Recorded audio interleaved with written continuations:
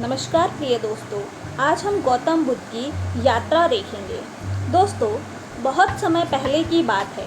भारत में एक ऐसे राजकुमार का जन्म हुआ जिसने सुख संपत्ति और वैभव को छोड़कर संन्यास का मार्ग चुना। उन्होंने जीवन का सत्य खोजा और एक ऐसी राह दिखाई जो आज भी लाखों लोगों के मन को शांति देती है। उनका नाम था गौतम बुद्ध।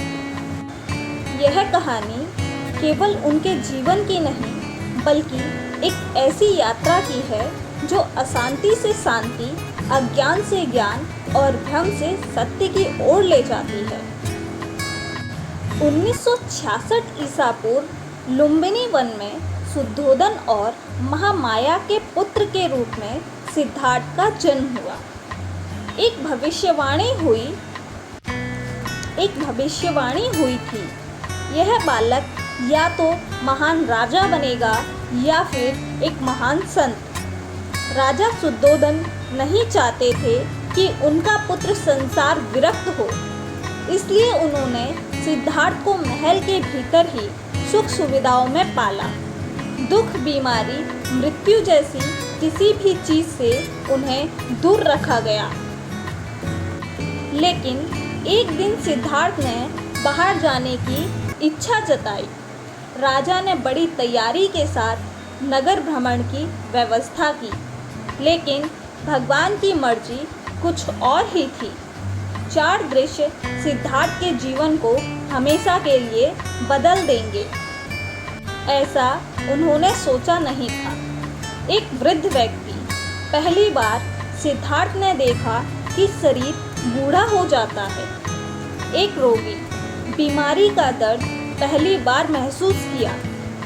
एक मृत व्यक्ति। मृत्यु का कटु सत्य उनके सामने आया। एक सन्यासी, शांत, स्थिर और प्रसन्न।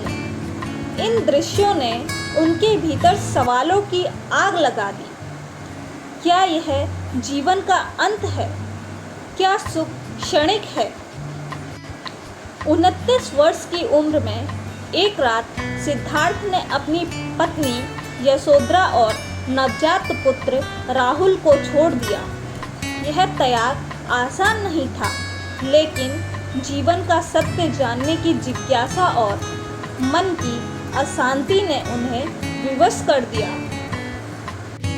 उन्होंने अनेक गुरुओं से शिक्षा ली, अलार, कलाम और उद्रक रामपुत्र, लेकिन उन्हें पूर्ण शांति नहीं मिली। उन्होंने कठोर तप किया, उपवास किए, शरीर को कष्ट दिए, लेकिन आत्मा को शांति नहीं मिली।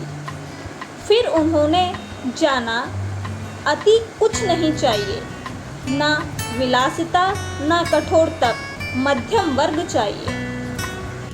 फिर एक दिन नदी में स्नान करके सिद्धार्थ एक पीपल वृक्ष के नीचे बैठे और संकल्प लिया, जब तक सत्य ना जान लूं, यहाँ से नहीं उठूंगा।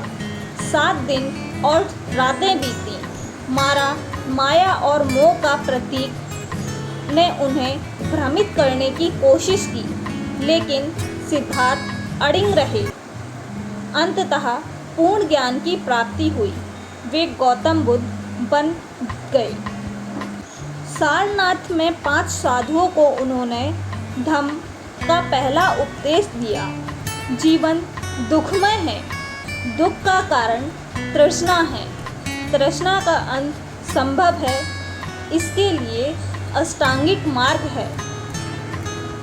अष्टांगिक मार्ग क्या है, आइए जानते हैं। साम्यक दृष्टि, सही समझ, साम्यक संकल्प, सही इरादा, साम्यक वाक्य, सही बोल, साम्यक कर्म, सही आचरण, साम्यक आजीविका, सही जीवन यापन, साम्यक प्रयास, सही कोशिश, साम्यक स्मृति, जागरूकता, साम्यक समाधि, ध्यान। यह मार्ग हमें मध्यम मार्ग सिखाते हैं। ना भोग, ना संन्यास, बस संतुलन। मन की शांति का सार, मूल का कारण मन है। जैसा सोचते हैं वैसा बनते हैं। क्रोध, ईर्ष्या, घृणा मन को अशांत करते हैं। क्षमा, करुणा, ध्यान मन को शांत करते हैं। विपासना ध्यान शरीर और मन की गहराई में जाकर हर प्रतिक्रिया का निरीक्षण करना। गौतम बुद्ध कहते हैं, मन को जीतना हजारों युद्ध जीतने से श्रेष्ठ है। बुद्ध के कुछ प्रेरणादायक वाक्य, जो बीत गया उस पर मत सोचो, जो आने वाला है उस पर मत सोचो, वर्तमान में जियो। क्रोध को प्रेम से, बुराई को अच्छाई से, लोभ को दान से और झूठ को सत्य से जीतो। सभी दुखों की जड़ मोह है। फिर 80 वर्ष की आयु में कुशीनगर में गौतम बुद्ध ने अपने शरीर को त्याग दिया। उन्होंने कहा, अपने दीपक स्वयं बनो, कोई और तुम्हें शांति नहीं दे सकता। आज जब हम तनाव, बेचैनी और भागदौड़ में उलझे हैं, बुद्ध का मार्ग और भी प्रासंगिक हो गया है। ध्यान करो, भीतर झांको, स्वयं को जानो, संतुलन रखो और मन को शुद्ध करो। शांति बाहर नहीं, भीतर है। बुद्ध तुम्हारे भीतर हैं, बस उन्हें जगाओ। अगर आप चाहो तो इन सभी को अपनाकर बुद्ध को अपने भीतर जागृत कर सकते हो। दोस्तों, इस कहानी का निष्कर्ष यह निकल कर आता है कि शांति बाहर से नहीं आती, बल्कि वह आती है जब हम क्रोध के पीछे छिपे दर्द को समझते हैं। बुद्ध केवल नाम नहीं, वो एक अनुभव है।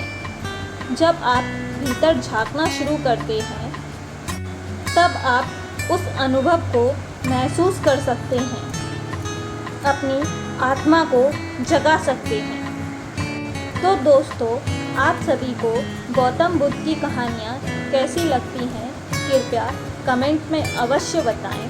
और हमारे द्वारा बताई गई यह कहानी अगर आप सभी को अच्छी लगी हो तो कृपया इसे लाइक, शेयर और सब्सक्राइब करना ना भूलें।